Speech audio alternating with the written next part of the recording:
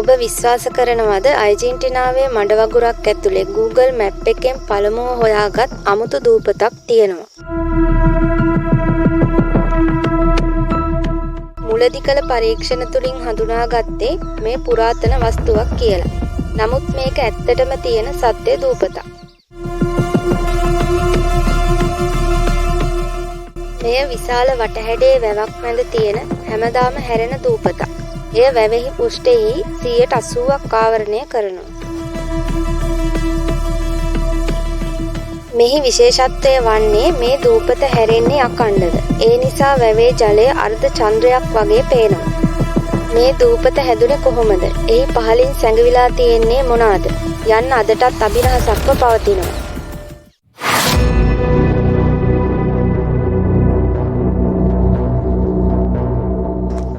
ඔයා මීට කලින් මේ ගැන අහලා තිබුණාද?